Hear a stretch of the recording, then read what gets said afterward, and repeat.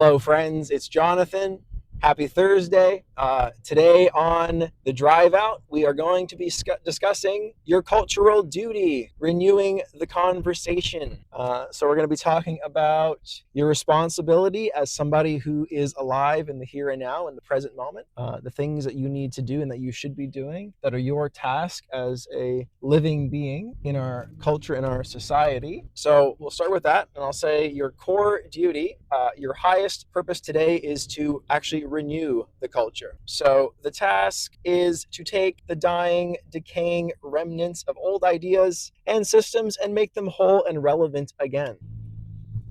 So there's parts of our culture and our society that are not going to stand the test of time. In the same way that we have structures, physical structures like buildings and monuments, they require maintenance and care in order to sustain themselves and be maintained. There's an underlying social structure that keeps society running smoothly, and it's based on our values collectively and by extension individually. And there's a shift that goes on, or sorry, I should say there's a shift that's going on because we are more technologically intertwined and connected between each other. And it's making the conversation happen at a much more rapid pace. So you might have noticed this in your own life. There's more and more of a disconnect between the online world and the day-to-day physical worlds that you interact with your five senses. And this is because we can share information at the speed of light and there's no friction between them, or very little anyway. So I'll repeat again, the task is to take the dying, decaying remnants of old ideas and systems and make them whole and relevant again. So it's our job to study what has been and what is, and to take a hard, good look at what we value, how our society is going, what direction it's going in, and through the lens of our values, we can make a trajectory forward, and we can plot the line from where it's been to where it's going. And ideally, it's going in an upward trajectory. If it's going flat or down, just like with your own personal goals and aims, if it's going flat or down, it's going in the wrong direction. Because even if you're flatlining, you're still eventually going to go down, because you can't maintain, you can maintain the status quo, but because things evolve and change over time and you decide to flatline, you're actually technically falling, you're going down. You're not actually going up in a positive direction. And the same applies to our culture, because our culture by extension is us collective. That is what it is. So the reason why we must do this is because only we, the people alive today, or at any given moment, the present moment, whatever that happens to be, can interpret the past and build the future. Which makes sense, because obviously someone who's deceased or dead can't have an impact. Obviously their legacy can have an impact, but they themselves don't have agency. They're gone. They're dead, right? So the only people with agency, literal agents, are us. So we have a duty and a responsibility to take action in the world and lead the world in a positive direction. And this ties to what I was saying before about taking on responsibilities and being selfish, for making yourself better, because it actually doesn't just benefit you, it benefits the world. It benefits everyone around you, and by extension the world. We don't exist in a vacuum. We exist to be there for one another and to grow together. And so collectively, it's also on our shoulders to raise up the and uphold the values and the systems that we deem worthwhile. And whether we do so consciously or not, we are still doing it nonetheless by the fact that we live out our lives in the ways that we do. And that is what has the impact on how our collective society unfolds. So the thing with that is, if you don't make the unconscious conscious, just like with your own psychology, if you don't make the unconscious conscious and you don't look at the underlying dirt and the shadow of the culture or yourself, if it's an individual, it's going to haunt you. It's going to plague you, and it will devour you if you don't get a grip on it.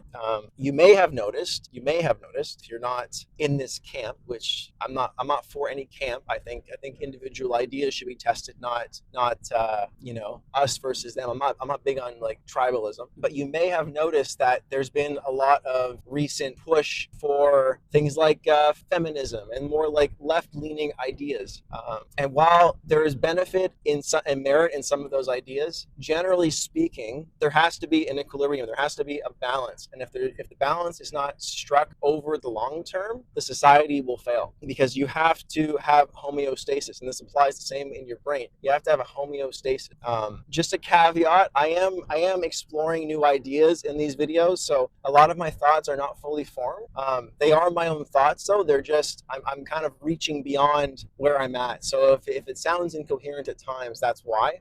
So please bear with me. I always strive to have value and provide value for you. The reason I wanted to discuss this is because I think it's very relevant today in this present moment. I think we're at a point where we have to decide who we want to be, and if we don't, and we're on autopilot, I don't know if it's going to go in a positive direction necessarily. You know, I've looked into history and I've seen empires rise and fall, and if we aren't diligent in our duty to protect what's valuable and worth keeping, and discarding the rest, we do so at our peril, and it's a risk to us. So again, this is an inherent responsibility of living in the present. Only the people alive today and now can have an impact on the culture's direction and what it values and aims for. And it's upon each of us as individuals, therefore, coming together collectively to make the difference. And even though you might not think you have sway or the ability to make the difference, when you show up 100% and you embody the highest aims that you can and the highest values in your repertoire, things like love and compassion and goodness towards others, and things that are not for feeding your ego but for uplifting and enlightening the people around you, it's through those values that we can make a positive change in the world. And this is not some little like wishy-washy dreamy idea. This is like actually how it works. We're a network of nodes, and each node has a place or a part to play in the system. The network will function as it will, and it's up to the nodes to interpret what is going to happen and where the signal leads. And if you don't aim the signal in a proper direction, it will go downhill. And it's incumbent upon each of us to decide how we want to translate the signal and where we want to aim it. I would also add that not aiming or hiding from life is also the equivalent of doing something bad for society, because you matter. You're important and you matter. And we're all unique in our own way, and we all have our own truth and our own message to share. And if you don't bring forth your interpretation of reality as it is with truth and sincerity and genuine honesty, you are doing a disservice to your fellow man. You are doing a disservice to everybody. And it's that is where selfishness lies. It is not necessarily in the obviously selfish things like being self-centered, focusing on just what you can get and what you want. It's the act of not caring about the world. It's the act of not caring about what happens around you. Ignorance can be bliss, but ignorance long enough, sustained, is chaos, and ignorance will lead to our downfall. So the ultimate extension of us in the present is our children. So having children is the most profound extension of our duty, because the children are the embedded and renewed vision into the next generation. So it's literally embedding your renewed vision into the next generation. And this is exactly what parenting is about. So poor parenting is neglecting your responsibility. Everything I'm going to talk about is about neglecting your duty and your responsibility, in no matter what part of your life. If you fail to take up the mantle and to bear your burden, you are causing harm. Whether you think you are being okay because you're not physically hurting people in that moment or in the long run, over time, your selfishness, your lack of care, and your ignorance, that will lead to ruin. It's hard to stress how important it is to just do the little things that make the difference in your day-to-day life. Just caring for people, showing up and just saying, hey, like, I see you, you matter, you're worth it. Like, you embody the highest aim.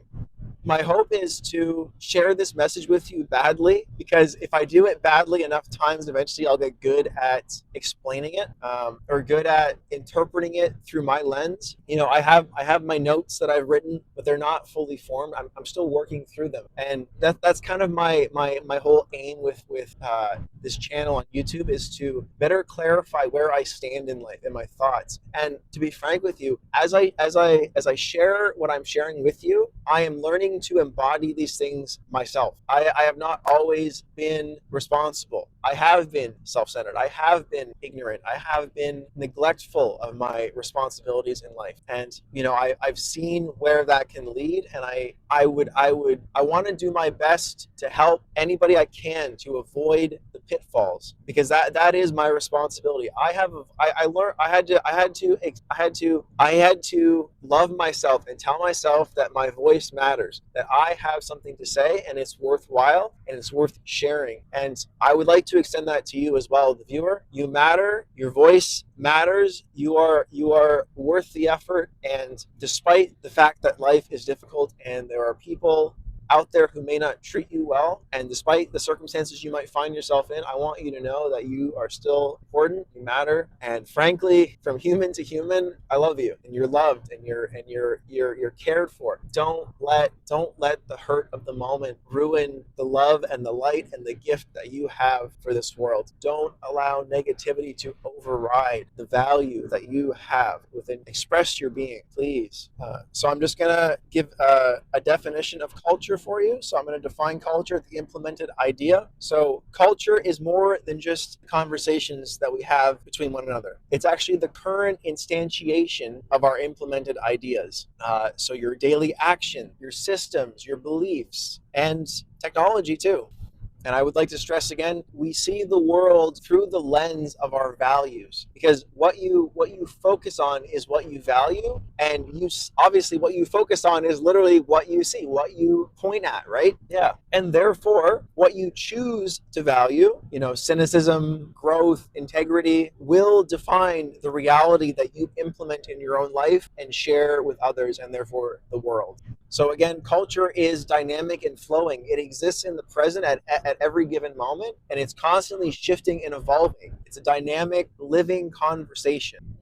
And you might have noticed this, but some ideas are more worthwhile than other, and that's actually why they endure. So, like things like base morality, religion. A lot of religions have existed for the test of time because there's a kernel of wisdom and truth underlying them that undergirds and embeds the society with meaning. They serve as a guiding light. And of course, we can go on a whole rant about the negatives and the poor behavior that has been derived, or actions that have been taken with religion in negative ways. Of course we can do that, but I would urge you to keep in mind that despite the fact that these religions and their stories are not perfect necessarily, there is still embedded truth within them, and that is the nugget of wisdom from each that's worth maintaining, keeping, and keeping safe. So again, I'll stress, your voice is valid. Everything you say is an inherited idea, and therefore what you choose to say, affirm, and live is just as important as anyone else's words. So now I'd like to take a little detour, and I'd like to focus on leveraging your internal power. So I mentioned this yesterday, but I'll reiterate. Suffering is a signal, and it's not a signal to give up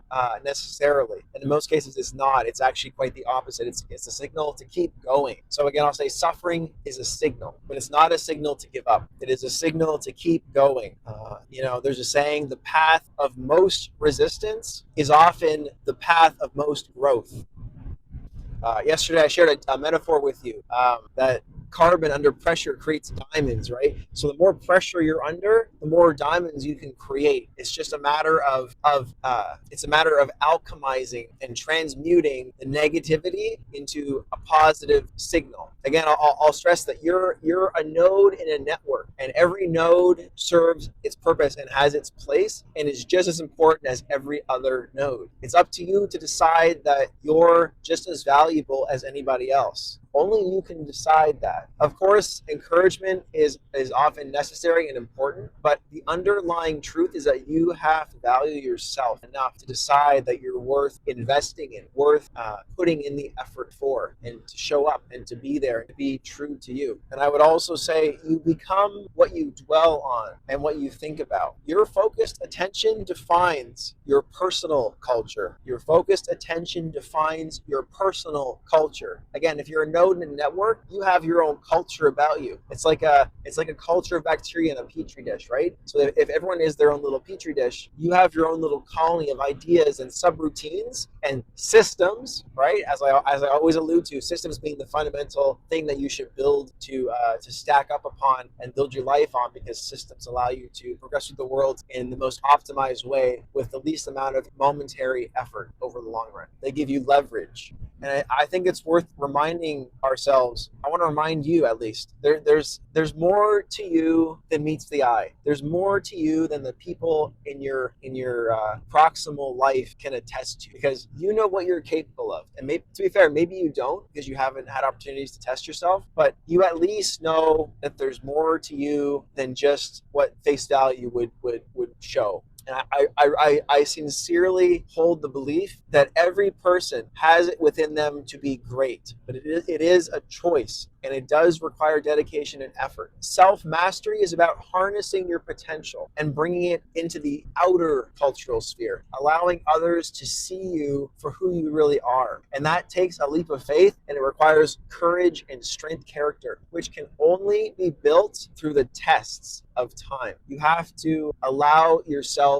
to be vulnerable with others and to have the potential to be wounded to become strong. You don't get anywhere if you don't allow yourself to get the nicks and the scrapes. I'll give you an example. If you're a child, or maybe you're an adult anyway, you're trying to learn to ride a bicycle, right? Training wheels. And then one day your parent takes off the training wheels and they're like, "Hey, I'll give you a push, but after that it's you got to do this. You got to balance." If you're anything like anyone I've ever seen, including myself, you're going to fall down at least once, twice, a couple times, and oftentimes you'll get a couple scrapes and bruises. But it's in doing that you learn to do the thing. You learn to master it. You get better by failing. And my point here is showing up despite the fact that it's uncomfortable. In this case, it was showing up to ride the bike, being there for that adventure, the adventure of your life, showing up to life for you and therefore the world. When you show up and you're sincere and you're vulnerable when it counts, despite the fact that you can be harmed and you can be hurt and you're a little squishy, which we all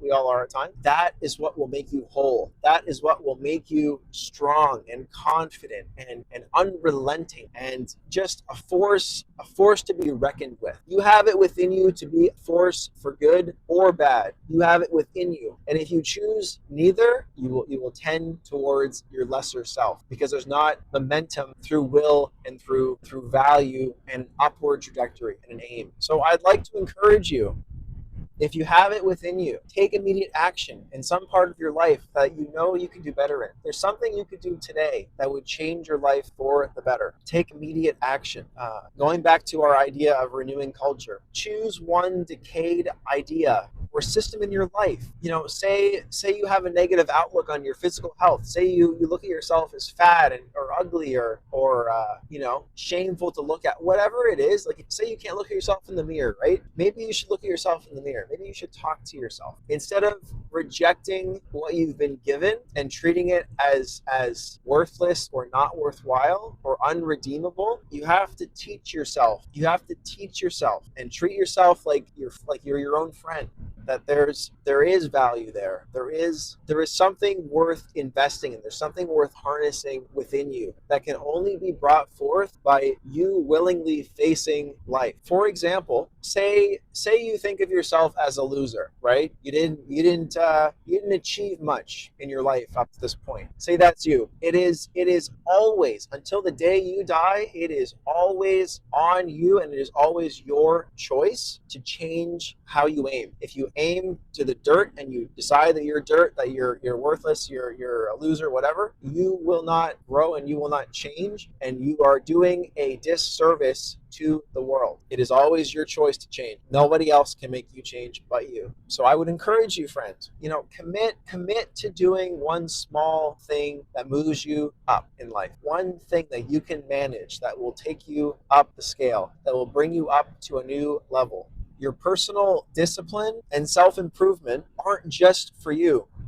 They are your essential contribution to the survival and flourishing of the culture. So again, I would encourage you to take your life seriously. There's so much that you have to offer the world that is untapped potential within you that you're not exercising, that you're not harnessing. There's nothing more worthwhile in life than to pick up where you're at and to say, hey, maybe I can be a little better. Maybe I can do a little more. Maybe I can help somebody. Maybe I can do some small little thing that will make all the difference in someone else's life. Maybe it's saying I love you to somebody. Maybe it's as simple as holding the door open for somebody. There's greatness within each of us. We are all powerful beyond belief. And to deny the world your gift is a crime against humanity. It is a sin beyond the pale. It's such a negative position.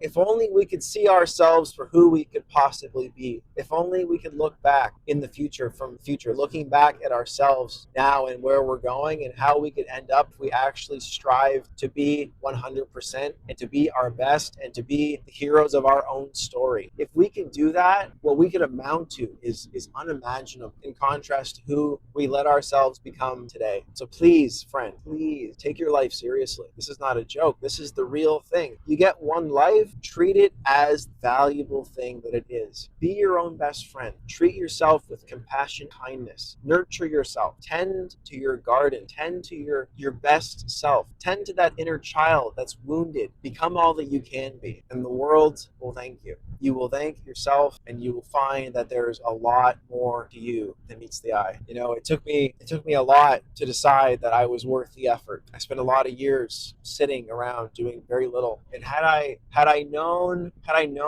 what I was capable of and what I do to impact the world in a positive direction, but to become greater than I was, I would not trade that for anything. And being here now, who I am, showing up for you today, I want you to know that it's possible for you too. You're not alone. We're all in this together. The world needs you. Please participate. Please show up. We love you. You matter. You're important. Seriously, love yourself. Show up. This wasn't quite as